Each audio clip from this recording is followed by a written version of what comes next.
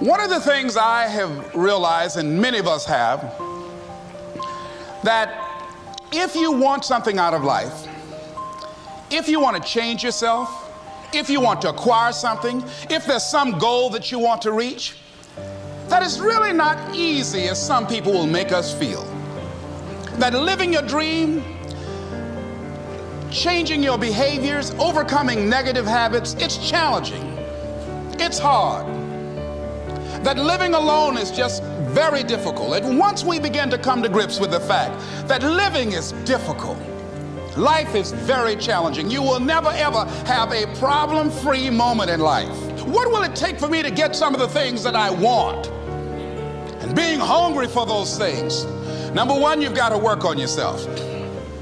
It's very important that you engage in an ongoing process to develop you. Spend more time on yourself than what you've been spending.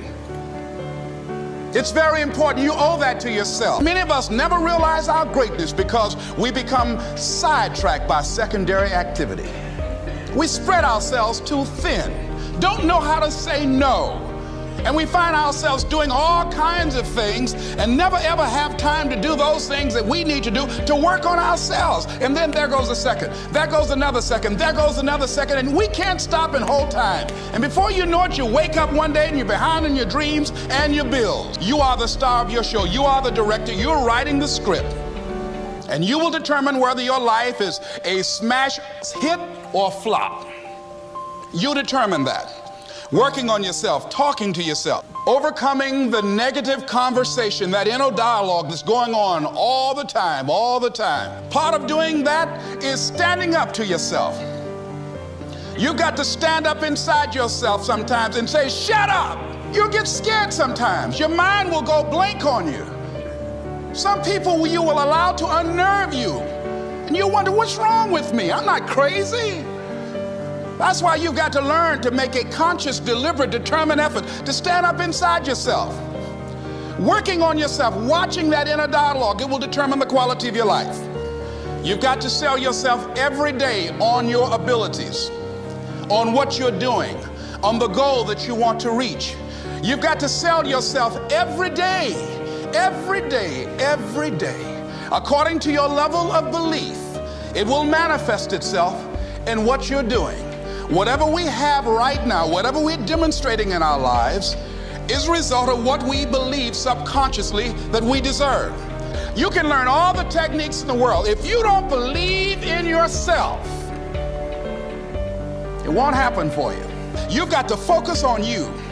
And as you convince you, as you sell yourself every day, every day, every day, you will begin to see a difference in the things that you're doing. Selling yourself on your ability to perform a job, to achieve a certain objective, telling yourself every day, here I go again, and I got what it takes. This is my day, and nothing out here is going to stop me. It takes courage to act. Part of being hungry when you've been defeated, it takes courage to start over again. I used to do door-to-door sales, and I was working with another friend of mine, and door-to-door sales, I mean, it's punishing. It's cruel and unusual punishment. And I was a little boy knocking on the door. Hello, would you like to buy a nice working television set, no money down? No! Bam! They slammed the door in your face. And the friend of mine that was working with me, they slammed the door in his face, and I looked back and he was going to the car. He said, I can't do this. And he sat down in the car. And he said, you go ahead, I'll be here when you get back. Now, he had a mother and father to take care of him. My mother was ill. I am adopted. I was hungry. I had to go on. I learned something about myself. And it was Winston Churchill, he said that courage is going from failure to failure without losing enthusiasm. When you step into your fears and continue to push yourself to go on, something happens for you.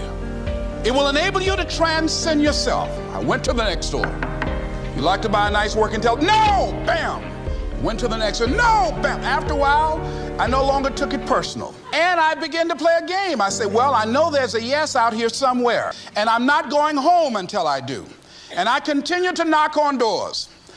And then somebody eventually would say yes. And I would go in there and I would get the sale.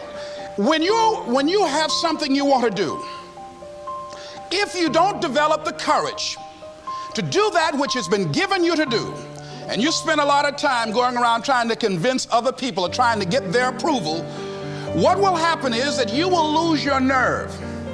And other people will convince you that what you're doing doesn't have any value, and you'll give up on your dream. It's an interesting thing about life, I've also found, that if you don't have the courage to act, sometimes and particularly if you have something special to do, life will move on you. And we know scripture that says, ye shall know the truth, and the truth shall set you free. And the truth that I had to come to grips with, that I wasn't in charge of my destiny.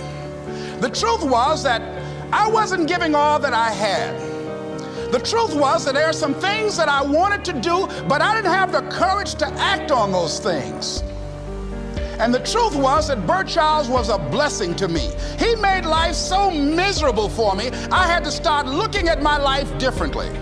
I started going to work earlier. I started being the last one to leave there. I started working harder than anybody else. The other guys could not. Why would you work so hard, Les? I said, I'm not working for them. I have been cheating, Bert, I thought. I've been cheating myself and my family. Wherever you are, whatever you're doing, do it with everything that you have. Develop the habit of giving more than what you're paid for. Develop the habit of setting standards that others will be measured by. Someone said, do not go where the path may lead, but go where there's no path and leave a trail. It is easy to have low morale today, but if you can begin to harness yourself and say that where I am, I'm going to do the best I can with what I got, because that is an expression of who I am. If you get into the habit of just being mediocre, it will become a part of your consciousness. If you get in the habit of giving less than what you have it within you to give, it will begin to reflect itself in your personality. It will begin to damage you psychologically. And you don't want to be a part of that kind of self-destructive behavior. And so you want to set some high standards for yourself. You've got to develop a sense of urgency. Aurelius said, stop living your life like you have 1,000 years to live. In life, you're either here today and you're gone today. If there's something that you want to do and you can't do it all at one time, do just a little bit of it. I like what Robert Schuller says. He said, by the yard it's hard, but inch by inch, anything is a cinch. Do just a little bit of it. Ask your question, how much time do you have left? How much time do you have left? When you start thinking about that, we don't know. Most of us don't use the stuff that we have brought into the universe. And we want to make a conscious, deliberate, determined effort to start living life with a sense of urgency and using what we've got. Using ourselves up. Sharing what we brought into the universe to share. Because if we don't, nobody else will. Stop wasting valuable time, knowing that if we begin to live our lives as if each day were our last, our lives will take on a whole new meaning. Honor yourself as your word. Don't give your word out lightly. When you throw your word out there and you don't honor it, it makes a statement about you. If you decide to maintain a sense of integrity with yourself, that if I speak it, I'm going to live it. It's who I am. And I'm going to be very cautious in how I give my word to others, and most of all with the commitments that I make to myself, because I want my life to reflect my words and honoring who I am and what I express. Learning the art of becoming single-minded. Learning how to concentrate. Learning how to focus in. And you'll be surprised at the things that you're able to do. When you learn how to block things out, when you learn how to keep thine eyes single, you'll be surprised at the ideas that will come to you, of the people that you'll be able to attract, of the opportunities that you'll be able to see. You'll begin to see things that have been standing there looking you in the face, say, I can't believe this has been here all this time. Here's a habit that I do. Maybe it might be of some value to you. I get up in the morning and I start writing what great ideas that I can think of today that can improve me and that will enable me to reach my goal. And I just let my mind flow. Sometimes I write 15, 20 ideas. Some days it's more difficult than others. One idea can change your life. One idea can turn your life around. Deciding that you're going to focus to develop your skills. Most people go through life never discovering what their talents are. Most people never develop their talents. They have skills and abilities, but if you don't nurture them, if you don't develop them, they will never serve you. Your gifts can take you many places if you develop your gifts. Most of us don't like to do those things that come easy to us.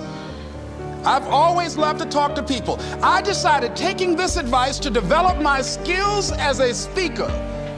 And my gift has developed and it's taken me many places. You have something that you brought to the universe.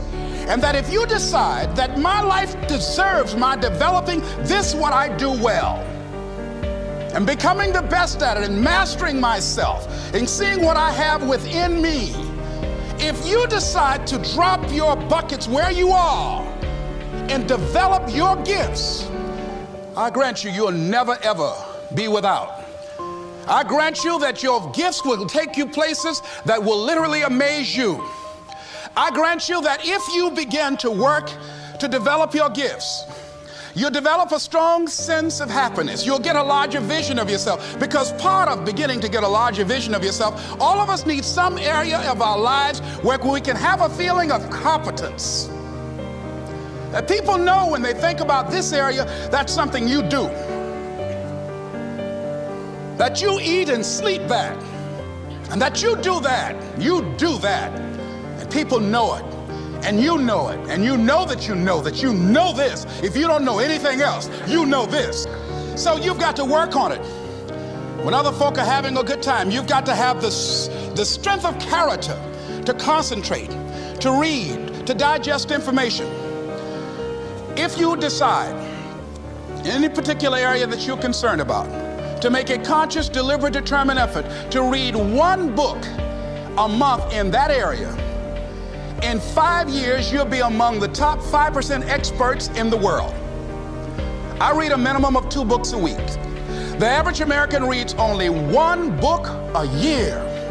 If you decide that area that you love, that you are going to master that particular area, you will always be in control of your destiny.